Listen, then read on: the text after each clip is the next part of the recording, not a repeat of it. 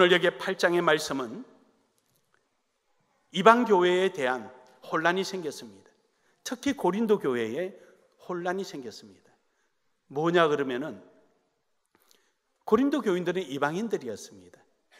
옛날에는 예수를 믿지 않았다는 겁니다. 그러다가 예수를 믿어서 개종한 것이죠. 그러다 보니까 지난날에 함께 했던 친구들이 있었을 거 아닙니까? 그래서 그 친구들이 잔치를 배설하면 오라고 초청해 옵니다. 그러니까 옛날에 알던 사이니까 안 갈 수도 없잖아요. 그래서 갑니다. 갔는데 그 잔치상에 함께 음식을 먹고 마시게 되는 거죠. 근데 이방인들은 잔치를 하기 전에는 자신들의 그 잡은 고기, 이 음식을 먼저 자신들의 신전에 바칩니다. 우리로 말하면 제사를 먼저 이방 신에게 한다는 것이죠. 제사를 지내고 난 다음에, 그리고 그 제사가 끝난 다음에 그 음식을 가져와서 이제 함께 나눠 먹습니다. 어때요? 우리나라도 그렇게 하잖아요. 여러분 중에 처음부터 기독교 집안이 있는 분들은 제사를 안 지내보셨겠지만, 그렇지 않는 분들은 한두 번 제사를 경험해 보셨을 겁니다. 우리도 제사를 지내면은 제사가 끝나고 난 다음에 귀신과 신과 사람이 일체라는 의미에서 음복을 합니다.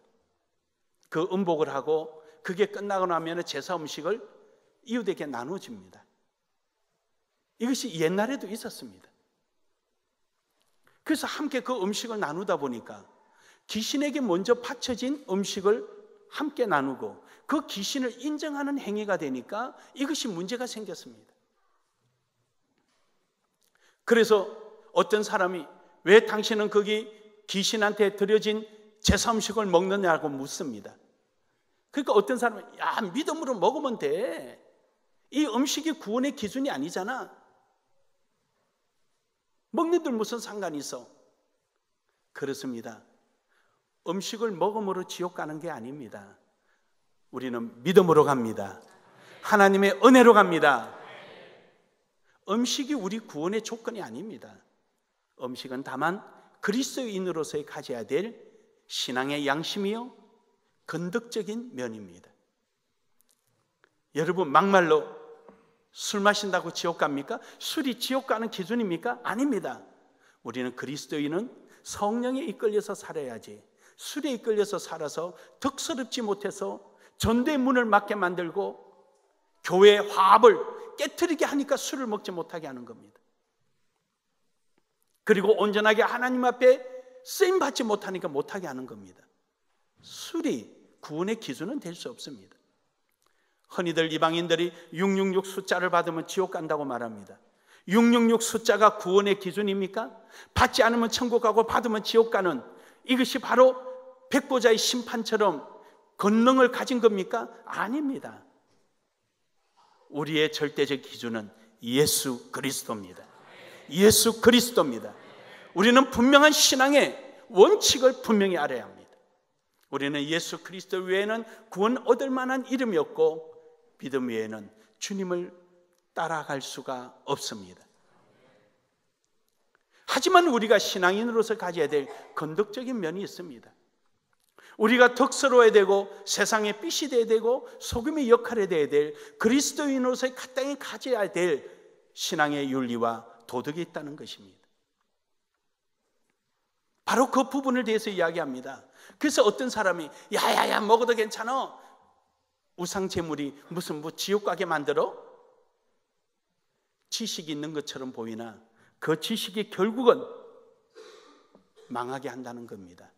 그것이 8장 1절부터 7절까지 6절까지 읽으면 이렇습니다. 우상의 제물에 대하여 우리가 다 지식이 있는 줄 아나 지식은 교만하게 하며 사랑은 덕을 세우나니 만일 누구든지 무엇을 아는 줄로 생각하면 아직도 마땅히 알 것을 알지 못하는 것이요, 또 누구든지 하나님을 사랑하면 그 사람은 하나님도 알아주시느니라. 그러므로 우상의 제물을 먹는 일에 대하여 우리가 우상은 세상에 아무것도 아니며 또한 하나님은 한 분밖에 없는 줄 아노라.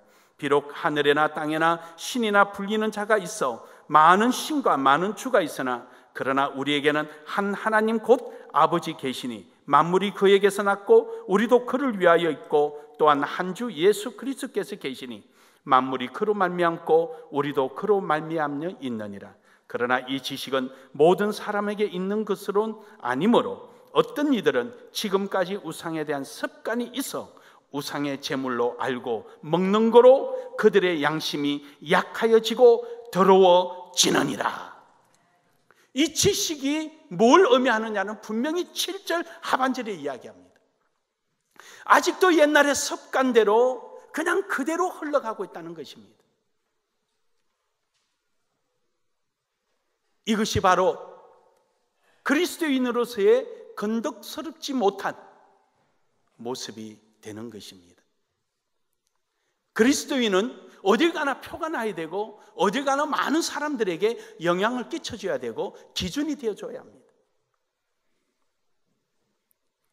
믿지 않는 사람들 속에서 내가 그들과 함께 어울리게 될 때 그리스도인으로서의 모습이 나타나지 않게 된다면 장차 그들이 예수를 믿게 될 때 그들도 내가 행하였던 그 행동처럼 그리스도인의 모습, 향기를 나타내지 못하고 마음대로 살아갈 것 아닙니까? 믿지 않는 들 속에 그리스도인으로서의 올바른 신앙의 윤리와 도덕을 지키고 나아갈 때 지금은 당장 그들에게 비호감적이고 불편하게 느껴질지 모르지만 그들이 장차 예수를 믿게 될 때 그들도 나처럼 신앙의 윤리와 도덕을 지키며 덕스러운 삶을 살아갈 것입니다. 우리는 종종 이런 이야기를 많이 합니다. 꼭 그렇게 믿어야 돼? 내가 아는 어느 장로는 이러던데, 내가 아는 집사는 이렇게 하던데 왜 너는 꼭 그렇게 해? 잘못하는 사람이 기준이 될 수는 없습니다. 잘못되는 사람의 이름을 부를 때 여러분이 그 이름의 대상이 될 수는 없습니다. 여러분처럼 되기를 원하는 아름다운 신앙이 되기를 주의 이름으로 축복합니다. 그래서 7절부터 8절에 보면 이럽니다. 음식은 우리를 하나님 앞에 내세우지 못하나니 우리가 먹지 않는다고 해서 더 못 사는 것도 아니고 먹는다고 해서 더 잘 사는 것도 아니니라.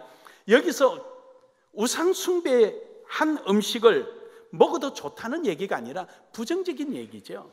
네가 그 고기 안 먹는다고 네가 지금 당장 굶어 죽겠느냐? 네가 지금 그걸 먹는다고 천년을 살겠느냐? 라는 질문 아닙니까? 그렇죠? 그 질문 아닙니까? 그거 안 먹는다고 굳이 네가 그걸 먹으려고 할 이유가 뭐가 있느냐? 물론 꼭 먹어야 될 상황이 벌어졌다면 먹어야 되겠지요. 하지만 안 먹어도 된다면 굳이 먹을 필요가 뭐가 있겠냐는 거예요.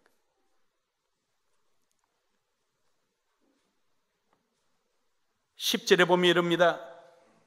지식이 있는 내가 우상의 집에 앉아 먹는 것을 누구든지 보면 그 믿음이 약한 자들의 양심이 담력을 얻어 우상 제물을 먹게 되지 않겠느냐?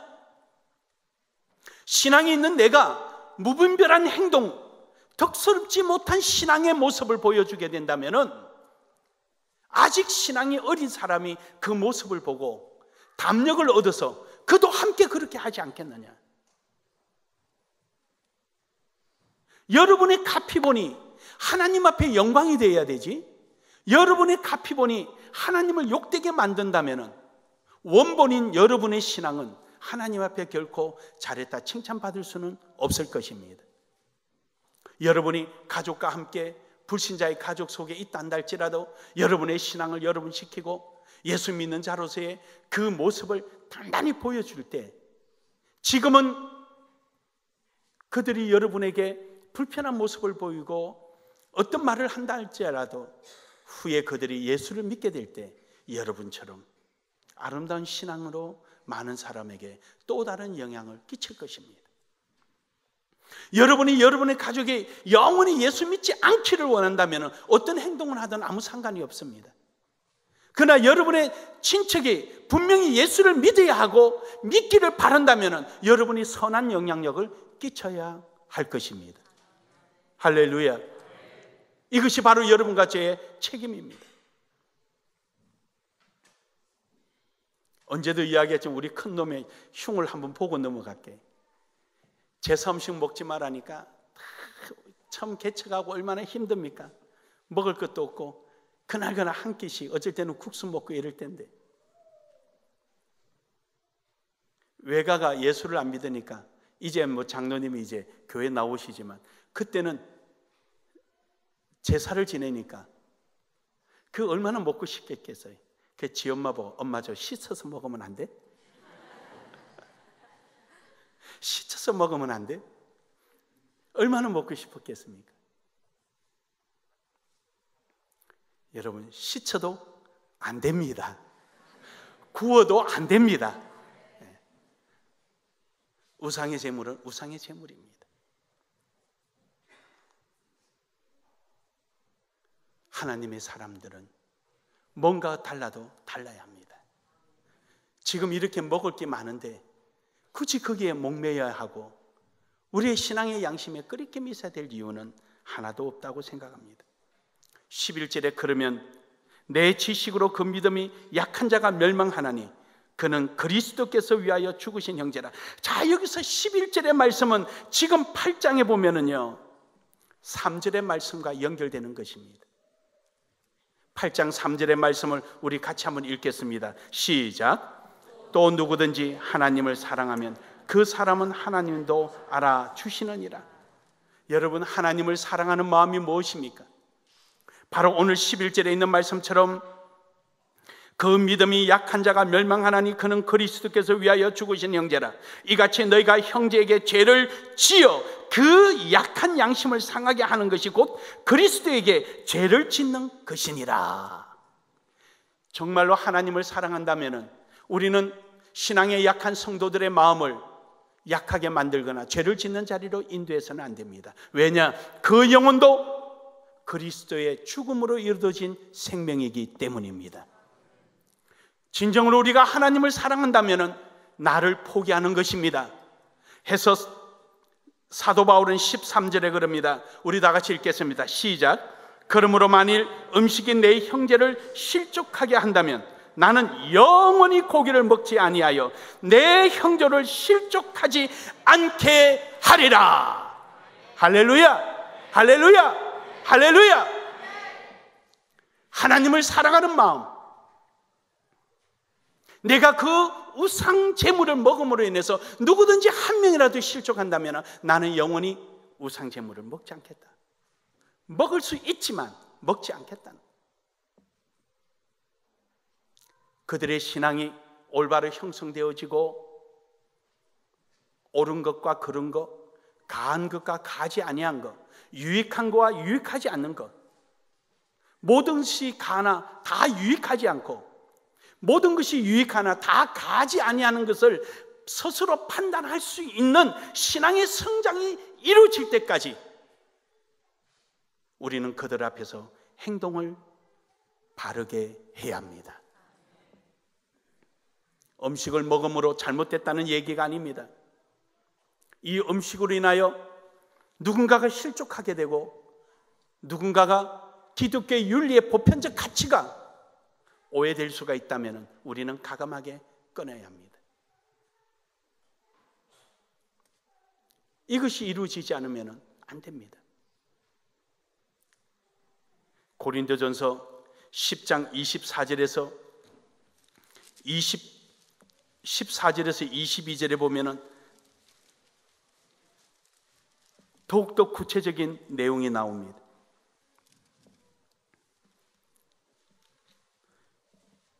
14절에 보면 그런즉 내 사랑하는 자들아 우상 숭배하는 일을 피하라. 여기서 지금 사도 바울은 우상 제물을 먹는 그 자체를 우상 숭배의 표현을 하고 있습니다. 아주 강하게 합니다. 나는 지혜 있는 자들에게 말함과 같이 말하노니 너희는 내게 이르는 말을 스스로 판단하라. 우리가 축복하는 바 축복의 자는 그리스도의 피에 참여함이 아니며 우리가 떼는 떡은 그리스도 몸에 참여함이 아니냐. 떡이 하나요 많은 우리가 한 몸이니 이는 우리가 다 한 떡에 참여함이라. 육신을 따라 난 이스라엘을 보라. 제물을 먹는 자들이 제단에 참여하는 자들이 아니냐. 그런즉 내가 무엇을 말하느냐? 우상의 제물은 무엇이며 우상은 무엇이냐? 무릇 이방인이 제사하는 것은 귀신에게 하는 것이요 하나님께 제사하는 것이 아니니 나는 너희가 귀신과 교제하는 자가 되기를 원하지 아니하노라. 단호합니다. 더더욱 단호합니다.